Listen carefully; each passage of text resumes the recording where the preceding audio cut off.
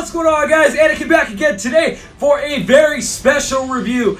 Definitely one of my most anticipated reviews that I've been wanting to do and hopefully you've been waiting for. And this is the second review in my Dark Knight trilogy of reviews, and we're talking about The Dark Knight. And to this day, July 18th, 2018, it is 10 years. That's right, 10 years after the release of The Dark Knight, when The Dark Knight changed everyone's lives who are superhero Batman comic book superhero fans, and it changed the genre and it completely destroyed the idea of what a comic book movie was. Now, let's talk about The Dark Knight. This movie is everything. This movie is hands down the greatest comic book movie of all time, if not just a writer's second, like easy second or easy like tie, because I'm starting to just get in the line of like, I think The Dark Knight is the greatest movie of all time as far as superheroes go, and I think Avengers Infinity War is the greatest movie of all time when it concerns to superheroes. That's what I'm at the point where I'm tying them, because there is no doubt in my mind that this movie is absolutely amazing. This movie is absolutely groundbreaking for what this movie was able to do for cinema, because you got The Batman Begins, which is an amazing movie. Awesome, great acting, solid performances by everyone around, because great storytelling, congruent, just awesome movie, awesome superhero movie, and changed our perception of Batman. This movie right here is the movie that everyone looked around and said, a comic book superhero movie can actually be this good. And not only that, it can be amazing, but it can also stand alone as just an amazing movie. You can take off every single part of this movie that makes it a comic book or superhero movie. It is still an amazing, flowing, good, amazing movie. Because when you take apart the fact that Batman isn't wearing a cowl, then it makes it still an amazing crime boss movie. It still works. This movie is one of the very few comic book movies to ever been nominated and actually win for an Academy Award. Just like, think about that. Very few comic book movies have ever even coming close to getting nominated. In fact, winning. The last one I can remember in recent memory is Logan got recognized and nominated for Best Screen Adaptation, I believe. And it didn't even win. This actually won Best Supporting Actor, and it was because of one man alone, Heath Ledger. This is the definitive Batman movie. No matter what you can say, you cannot deny that this movie holds a special place in not only the Batman franchise, but in superhero culture in general, because everybody remembers when they saw this movie. Everybody remembers what it was like to see Heath Ledger on screen. Everybody remembers that moment. Even if you were 5 or 6 like me, you remember that, because you remember seeing greatness unfold above your eyes when you were watching this movie. Let's talk about characters in this movie.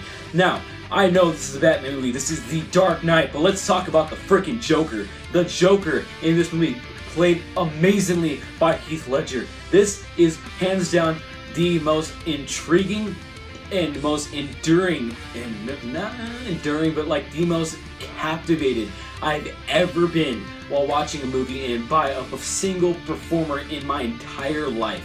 There's no other actor that I feel like has gotten close to completely sucking me in and making me so invested in this character and just wanting to learn more, and it's completely on the edge of my seat, even watching it 10 years later, just waiting for what he's going to say next, even though I already know what the next line is. It is absolutely amazing how 10 years has passed. 10 entire years has passed, and this movie is still captivating, and the number one and greatest part about this movie is still Heath Ledger. It's still his performance. It's still the fact that he has such a role and just such an animalistic tone and such an the voice and the stories and how his backstory is like apparently has gone through 3 separate times. The entire psyche that Heath Ledger had to get into play this role is amazing alone. Locking himself in a hotel room for 3 months and just taking notes and finding the Joker voice, and then when he finally gets onto set and he's the Joker the entire time. I don't understand how someone can put themselves through that and have such an amazing performance, because we've seen it. We've seen other actors do that. We've seen even other Jokers do that, but none have reached the absolute greatness that is Heath Ledger's Joker. We've seen Jared Leto, and I love the portrayal that Jared Leto has. I love his interaction with Harley Quinn. I love the differences between that differentiate it from Heath Ledger. I love Jack Nicholson. That is classic, just golden age comic book Joker right there. Amazing. I will never take away from those Jokers at all, but this is the Joker, because not only is it the one part of this entire movie that is also so the most comic booky, but it's also the part that's so much like just real, because the way his voice, the voice, and just what it would seem like to have a gangster mob boss / terrorist take over a town. Because when you think about it, this is what would exactly happen if somebody like this just showed up on the scene and was like, I'm gonna make all of the criminal underworld bow before me, and I'm gonna just take down the Batman. And we already established in this universe that this is a universe where every single part of these movies seems exactly real. You believe it can happen, and now we're in a part where this universe is already established, and now we're gonna see the Joker burn it to the ground. Now, I cannot underestimate how beautifully directed this movie is, because from the beginning shot of the big wide grand IMAX shot with the score by Hans Zimmer, and then boom, you see just glass shatter, and then you see Joker and his goons, and you see their plan to rob this bank. And this entire scene is amazing because you get to see, you don't know yet when you first see it that the Joker's the one right there that we keep kind of focusing on, and then every single one of the guys who's helping rob the bank is popping each other off one by one, and then you finally get the scene where he shoots the guy who's the bus driver, and then you see him, the bank, like, I guess, manager on the ground, and he's just talking crap to him. He's like, what do you believe in? And then he takes the mask off and he puts a stick of dynamite in his mouth, and he says, I believe whatever doesn't kill you simply makes you stranger. And then the smile comes up, and then you're just like, so like, what? And then he takes off through what you think is just a bus full of money, and then you think, how is he gonna get away with this? And then he goes right into a line of other buses, and then you see it's that easy for him to get away with it. And then we get to back to our introduction of Batman, because we get to see criminals running scared, people afraid to go out at night because of his signal, and then you get to see Commissioner Gordon like just reconciling at the bat signal, and Ramirez talking to him about like, you think he's coming? Well, hopefully he's working. And then we get, I think one of my favorite scenes of this entire movie is we get to see these mobs, and then these gangster guys roll up with their dogs and everything, and then we see the Scarecrow pop out, and he's like, I made a deal with you guys, and then you guys are like, you guys are screwing up with the deal or something like that. And then we get to see Batman, but wait, it's not Batman. We get to see other people dressed as Batman, and then there's a big old gun shootout and all that stuff, and then we see one of the most baddest moments in all of like superhero history is we see Batman grab a gun and he bends the barrel, and then he just swipes one of the Batman imposters out of the way. And then we get to one of the awesomest shots of the superhero landing, where like he gets bit by the dog, and then he throws it away, and then he jumps onto Scarecrow's van and just lands like that and absolutely crushes the top of that van. And then we get one of the most iconic lines, like, I'm no wearing hockey pants.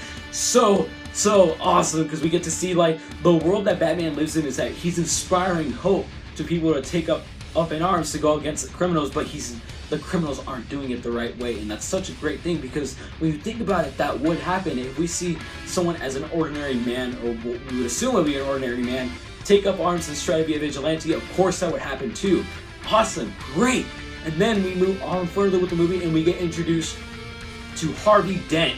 And Harvey Dent is one of the greatest, I think, villains in this entire movie, or just in pop culture and villains in general, because in this movie we get an amazing performance by Aaron Eckhart, because we get to see, not only it starts out with him being the White Knight, but we get to see the transference from basically like the Killing Joke of like, all it takes is one bad day for someone to go completely off the rails, and if you either die a hero or you live long enough to see yourself become a villain.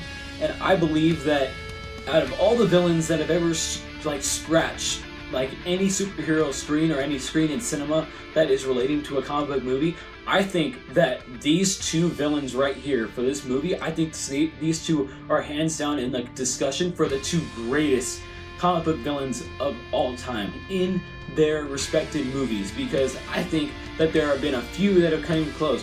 We've had our Thanoses, we've had our Lokis, we've had our Killmongers, but these two did it 10 years ago.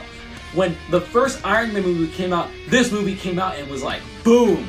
Like, yeah, the MCU just started, but we still have Batman. And you get to see these two amazing, compelling villains, because we get to see the crazy and the maniacal, just insanity that is the Joker, and then you get to see the fall of what you think is the greatest and Gotham's White Knight, the person who's gonna save Gotham City, fall and to be the falling grace, because you get to see the scarring and you get to see his losing of Rachel in this entire movie. I think Aaron Eckhart played this role amazingly, and he had the charm, he had the charm, and he had the stature to play this role, and then he also was able to play brilliantly the turn, and he would show us throughout the movie that Harvey Dent has a dark side. It's not just he isn't the White Knight all the time, that whether he's interrogating that guy and wants to know where Rachel is, but you get to see the fall, and I always love seeing whether it's my heroes or my villains just fall and go down to as dark as they can go, and I love that.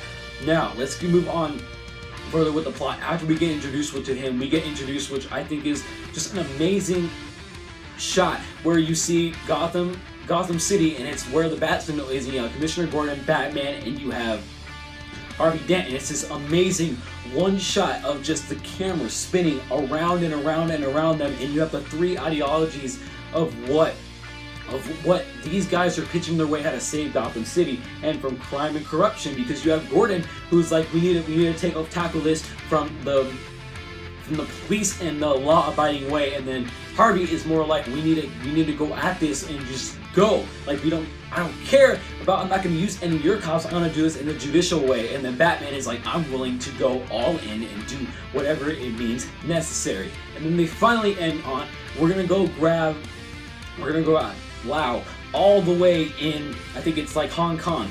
And that's awesome, because it's the first movie that we get to see Batman in a completely different environment than he is in any other movie. We get to see him go to another place that isn't Gotham City, and I love that, because then before that we also get to see that Bruce gets his new upgrades from Lucius Fox, and I didn't talk about Fox in the other review that I had. Lucius Fox is an awesome character, and I love Morgan Freeman in this role, and Morgan Freeman is hands down one of the greatest actors and greatest voices of all time. So obviously having him in the movie is an amazing plus, and he plays an awesome part in all three of the movies. But when he shows up, and I just love the joke of like, you want to be able to turn your head? Like, yeah. Like, it'll make Back Another Drive easier, like, awesome. And then we get to see the reveal of the new suit, and then it's like so sleek and everything, and then wings plop out, and he flies into this government building or whatever building it is, and he beats the living crap out of all these guys in less than 2 minutes. In less than 2 minutes and 30 seconds, because I just learned this today actually, that when he puts the bombs on the pillars on the building, it's actually timed to 30 seconds, and throughout that entire fight scene is 2 minutes and 30 seconds, all the way up until he grabs them, so it's timed pretty much perfectly to like the actual way this movie's playing out, and it's awesome. Now, and then we get to see more of what I believe is really awesome, like just movie making, because I think it's the part that really sets Heath Ledger's Joker apart is we get to see the interrogation. I think the interrogation scene, we get to see the first reveal of him in front of all the gangsters and all the mobsters, because we get to see him walk in. He's like, hoo hee ha ha, and I thought my jokes were bad. Like just the level of, like, I don't want to say charm, but like it kind of is charm and confidence, and then like just the insanity, because he's like, why don't I get my boy here to rip your head off? He's like, how about a magic trick? And then you see him, boom, and like, it's gone. And then you see that like Joker literally murdered this dude's son right in front of the entire mob, and then like that's when they're like, all right, we'll listen to you. Let's hear your proposition. And he wants half of all of their dealings and all of their money. And since of that, they already moved all their money, and like, because obviously the Gotham City Police Department is trying to get all their money so that they're not going to have any tabs on the judicial system, and then so they can eventually put all their criminals away. And Joker is like, we just kill the Batman. Like, if we just kill the Batman, all of our problems will be done, all of our problems will be ceased. And that's perfect because, like, he doesn't want to kill the Batman, he wants to see if he can get other people to not necessarily kill him, but to hopefully just like help him get the way. And he needs goons and he needs more people in his army. And he plans to use every single one of these assets, and whether it's taking him over and he's manipulating Sal Maroni, and just the intensity that the scene has, where they're just back and forth, and then he just immediately, once everyone starts disagreeing him, and he's like, enough with the clown. It's like, let's not blow this out of proportion. He has this entire set of bombs and grenades that's all linked to one pin on his jacket. He's like, you think you can steal for us and walk away? Yeah. He just walks out, and boom, kicks through the door. And then we get to the next Joker scene, which I believe is one of the greatest scenes of all cinema, is we get to see what he believes, Gramble believes that the Joker's been killed, and he's like, fine, 500. That's all right. And then he's like, how about alive? And he just takes him, he sticks the blade in his mouth, and he's like, my father was it. And then we get to see the very first iteration of the Joker's backstory, and we maybe get an inkling that maybe it was abused, and then because we get to see this amazing parallel where we get to see him knifing it so intense, and then we get to see the reactions of everybody else, and then he just simply says, why so serious? He slices the dude's neck or cheek, whatever he was sticking it in, and I loved it because we get to see an amazing parallel to what, like, even Ra's al Ghul, where he's just insane. Did you see the insanity in the, it's so good. And then moving along with this, we get to see Harvey Dent as the White Knight. We get to see later on in the film, we get to see him completely take care of all, not just some of them. He puts away all of the mob, all by himself. And Bruce even acknowledges that all to the point where he needs to meet with Bruce, like, and he appreciates what he's been doing. Bruce has some appreciation to him, even though Bruce actually, like, still is in love with Rachel and is waiting for that day. So we get an awesome scene where we get to see, like, Bruce has been contemplating, like Batman couldn't do that, and Harvey did that. He put away half of the city's criminals and not wearing a mask. But little do we know, that put a huge target on his back. So as soon as that party is started, it seems like that party just got crashed by the Joker after Bruce takes him and, like, locks him up somewhere. And then we get to see another scene with the Joker where he's walking around just like toying with people, and then we get to see him, like, go up to this guy with the knife. He's like, I hated my father. And then we get to see Rachel, who, out of this entire movie, I think Rachel is, at least, if you had to say one flaw about this movie, it is her. Like, I'm just gonna front out and say it. Like, I think this movie is close to literally perfect. If not, it is perfect. It's just like, well, I kind of like Katie Holmes better. Like, that's just what I'm saying. Like, I just like her a little bit better, but Rachel Dawes does not take away from this movie, and neither does Maggie Gyllenhaal at all. Okay, so we get to see him go up to her, and he explains the story about his wife. He explains the story about his wife and how it's so tragic because she had all these scars, and he just wanted to see her smile again, and then she leaves. And he's like, you know what the funny thing is? Now I'm always smiling. And then she kicks him and then pushes him off, and then he's like, a little frightened. Yeah, I like that. He's like, then you're gonna love me. And then we get to see an awesome exchange between Batman and his goons and the Joker, and then we get to see the window get busted, and then we get to see Rachel being thrown off of the building, and then Batman saves her. And then it's amazing how well directed this movie is, because I feel like there's not a shot of this movie that isn't framed so perfectly, and when IMAX is used, it is grand, it is amazing. And then we're moving along further in the movie, we get to see more and more of just pure just amazing filmmaking, whether it's the exchange between actors, whether it's the exchanges that from shot to shot, or just the music alone. I gotta talk about this because I talked about it in my first one too. The music is even better in this movie because the Joker's theme is so unsettling, because we get the and it just sounds so intense, and it gets you tense, and it makes you so endeared. And then you get the amazing Batman, the Dark Knight theme that we were introduced to, and it's like so awesome. I cannot overstate how amazing Hans Zimmer is as a composer and how amazing his score is, because this, like I said again, this score is what made me rewatch these movies again, and man, do I am so happy that I did.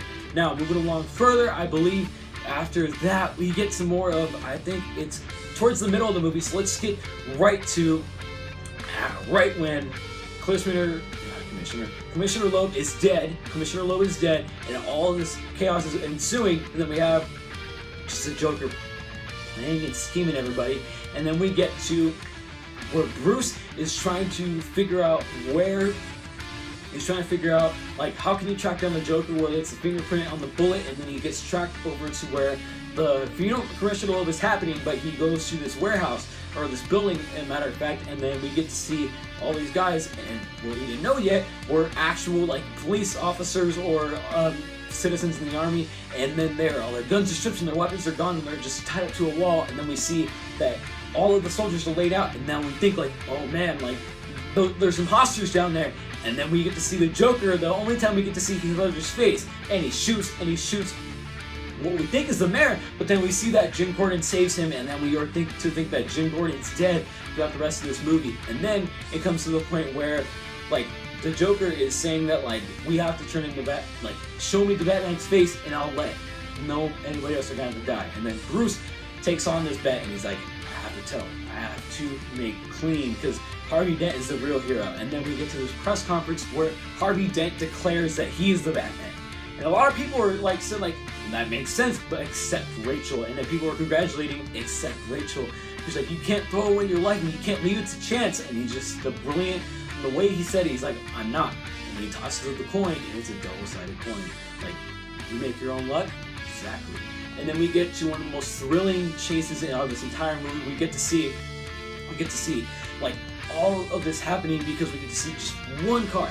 And then we see, boom, we get to see like a big semi truck, and then we get to see Slaughter. Slaughter is the best medicine, and then we see the Joker like firing at you, and then like the guy inside with the Harvey, he's like, he ain't getting me here. He's gonna need a lot stronger than that. Then he gets like a semi-automatic. Then he gets a shotgun. Then he gets a freaking rocket launcher and tries shooting it at the freaking compound that they're trying to run and take him to prison. And then we get the awesome introduction of the Batmobile, and then it gets shot up. And then and then we get the Bat Pod. When the Bat Pod shoots out into this thing, I do not remember, like, just one of the most coolest feelings, like to see like the Batman has a bite, like it shoots out of it, like that's awesome.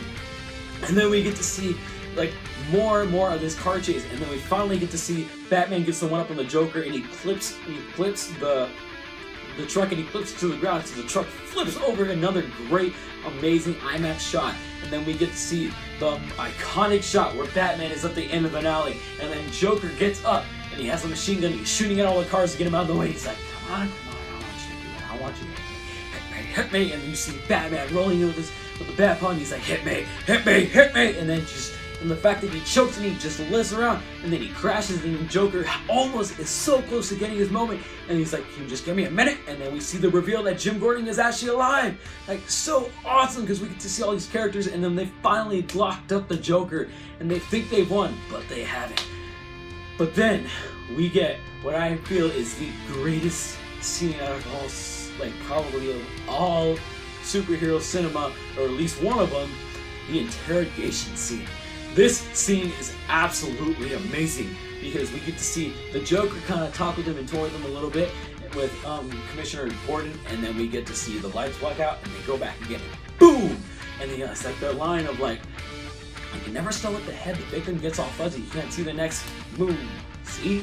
Like, this entire scene is crafted and shot so spectacularly because we get to see different camera angles shifting back and forth, and then we get to see the amazing ideologies between the Batman and the Joker, because when you really think about it, they are two sides of the same coin, and Joker makes some very valid points that, like, the authorities need Batman right now, but they aren't going to need him anymore once all this is over. And then he's like, and then he says, like, why do you want to kill me? He's like, I don't want to kill you. Why would I do it without you? Ripping off mob dealers? No. You complete me. And that's the perfect piece. Everybody knows, if they've ever read a Batman comic where the Joker has appeared, the Joker isn't out to kill Batman. The Joker is what completes, like, the circle of whatever is ever going to happen. If you ever had a bad day in your life, that's what Batman would be. He would be the Joker. If Joker was able to snap somebody and was to snap Batman, it would be just like him. But you get to see the ideology of someone who is fighting for justice in the U.S. and the other one who's fighting for anarchy and just loves the fact that he can just wants to imbue chaos. And some men, just like Alfred said, just want to watch the world burn, and you get to see this of the ideology just flashing right back and forth.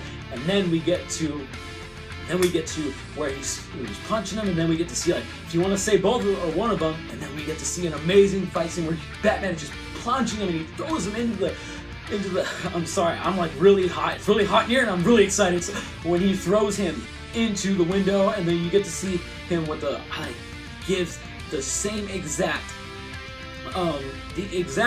streets that they are on, the exact locations that both Harvey Dent and Rachel Dawes are at, but they're switched. So we get to see Batman going off this thing. He's gonna save Rachel, and then obviously he gets there first, and he sees and he finds Harvey Dent on the ground, full of gasoline, and then Rachel has to accept that. Okay, I'm gonna die somewhere, and boom! Right before Gordon can get to go save her, she's dead.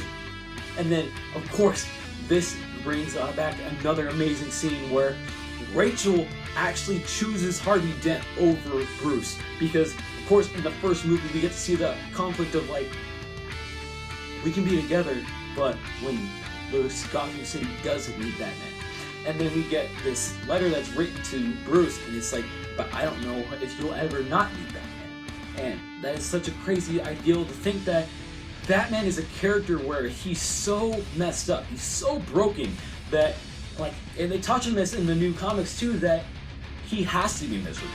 He has to not be happy to inspire people to give hope, because what fuels Batman, unlike Superman, what fuels like the hope to do something better, what flows and what fuels Batman is his rage and it's just want for justice, because he didn't get that justice when he was a kid. And that's amazing, because it's another thing of, like, Bruce can't escape that. He'll never be able to escape that, because he'll never be able to deal with the fact that his parents were murdered in the alley and nobody was there to comfort him, and he had to witness that all by himself.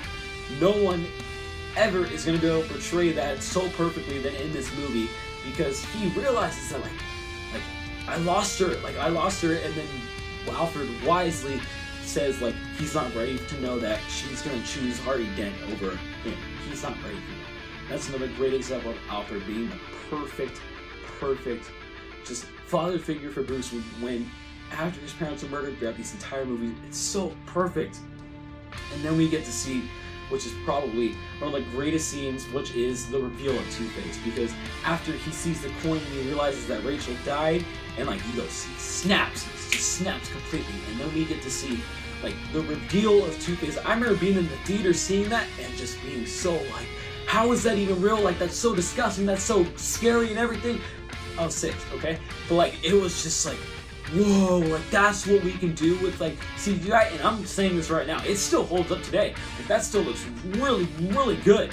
And when you think about it, like, when you talk about the name of, like, Two-Face, and then when he is talking to Gordon, and he knows that he went to go grab Gordon, that she wasn't saved because Gordon wasn't there ready enough, and he's like, no, you're not. And then we get the Joker threatening almost the entire city, basically, was saying, if this guy who's trying to reveal the identity of Bruce Wayne, or, yeah, that he is Bruce Wayne, or that he is Batman, if he isn't dead in, like, an hour or something, I'll blow up the hospital. And then we get to see Batman go out in the daylight as Bruce Wayne. I think it's one of the greatest scenes in the movie also, is because we get to see him save this guy, but then, like, Commissioner Gordon's like, that was a very noble thing you did, Mr. Wayne, did you know? And he's like, no, what? Like, I was trying to catch the light. Like, you didn't watch many news, do you, Mr. Wayne? Like, because you wanted to go to the hospital. I think that's, like, great, like, just completely playing it off. Like, yes, Bruce Wayne is his mask, not Batman. Bruce Wayne is the mask and the facade that he has to put on for everybody else to see, and I love it. And those are the greatest examples of that. And then we get to go back to the hospital, where we get an amazing scene with the Joker and, you guessed it, Harvey Dent. And the entire hospital is cleared, and then they have another great conversation about introducing a little anarchy in your life. And we get to see ideologies going back and forth, because because Joker is making the point that if people die, that people are expected to die, like a gangbanger or like a truck full of shoulders going off to a foreign country, nobody panics because it's all part of the plan. But if I say one little mayor will die, everybody loses their mind because people react more when things don't go according to plan. And it's so weird to think that the way the Joker works is he likes chaos. So he's completely making an entire plan based on chaos, but that works. It is completely going and spiraling up into chaos. Like, it's so great. And then after that scene where we get to see them both, and he decides to let him live, we get to see what I actually think is one of the greatest shots in the movie too, because we see Heath Ledger walking out in the dress or gown uniform that he is for the hospital, and then I don't know if you know this, but like that was the real hospital they blew up, and then when it doesn't go up, like when Heath Ledger's messing with it, like that wasn't supposed to happen. It was supposed to just blow up. So that was like completely improvised, and when it blew up, like he was like, oh crap, I need to go in like the RV or RV. Yeah, I'm really tired of speaking, or the bus.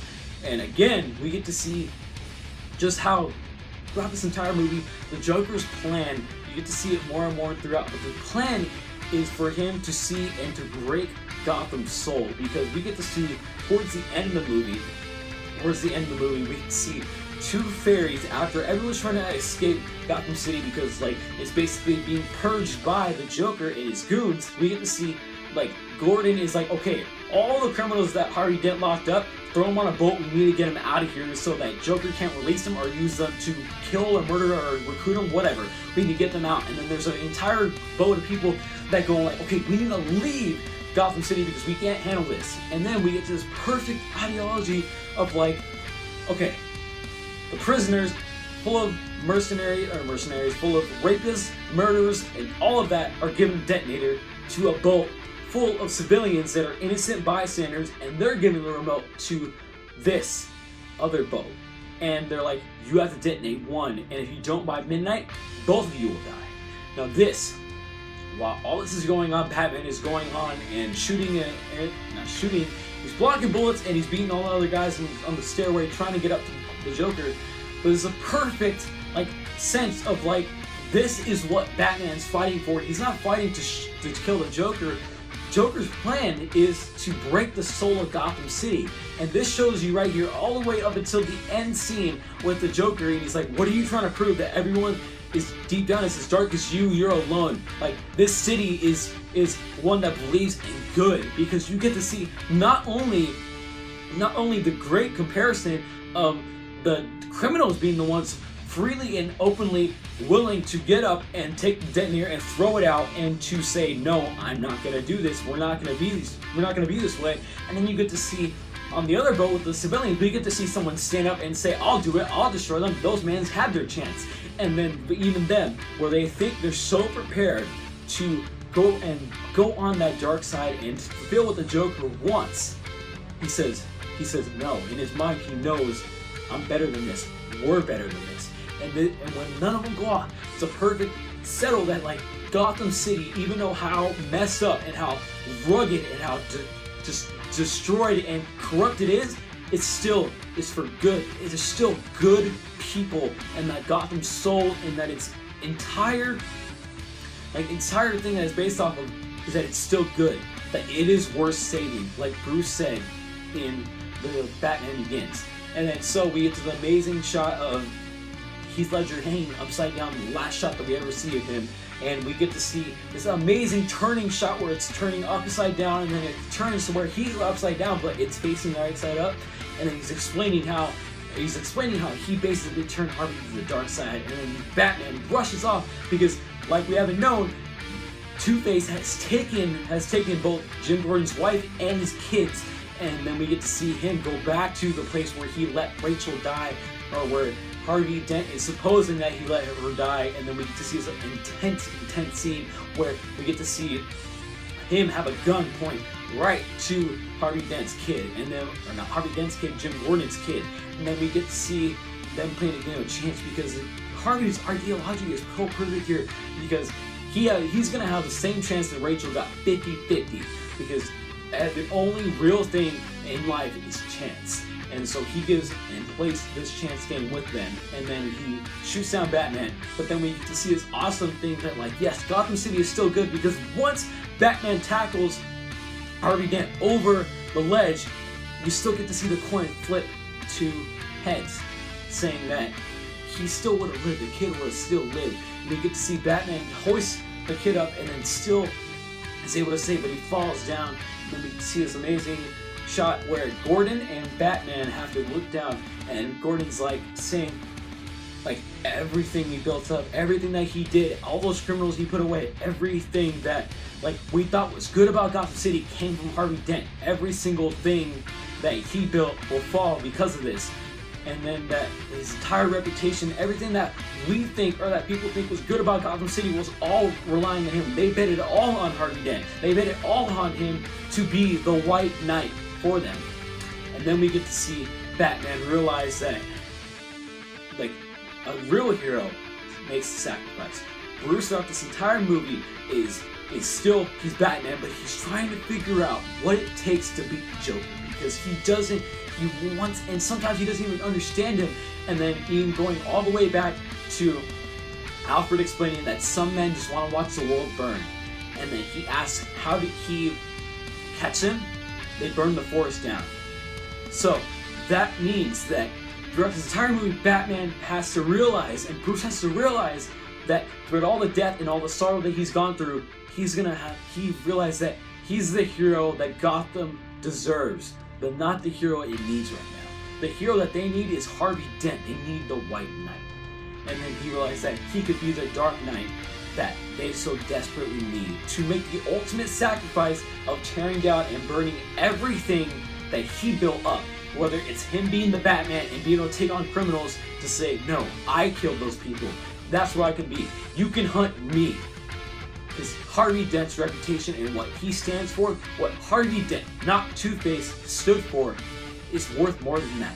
And that's what it means to really be a hero. To stand up against injustice amongst all the odds and make the ultimate sacrifice, even if it is saying that if you either die a hero or you live long enough to see yourself become the villain. And that's such a perfect ideology for Batman, for Bruce to have to accept throughout this entire movie. Is the end. The movie literally ends with Jim Gordon explaining to his son that Batman isn't the hero that Gotham deserves. Or he is the hero that Gotham deserves, but not the one it needs right now. And that the kid's confused, and he's like, because he's the Dark Knight, he's the silent protector who will always be there, but he's also willing to make the ultimate sacrifice for everyone else. That was my 40-minute review of The Dark Knight. Thank you so much for watching. My voice hurts so much, and I hope you had such a great time watching. If you did watch all this the way through, thank you so much. And I just want to say that the impact that this movie has on me is so great because, again, still 10 years, I remember going to see this movie in the theater, and this is still one of the greatest comic book movies to ever grace the screen, and in my opinion, the greatest comic book movie, tied with Avengers Infinity War, and maybe even get topped with Avengers 4. But until then, I'm here and I'm going to review the next chapter in the Dark Knight saga. And I wasn't planning on doing this review today, but I was like, it's the 10-year anniversary of the Dark Knight. I gotta put this up right now. So thank you so much for watching. I believe that this is it for me, talking for the Dark Knight for over 41 minutes. And thank you so much for watching. I'll catch you guys next time.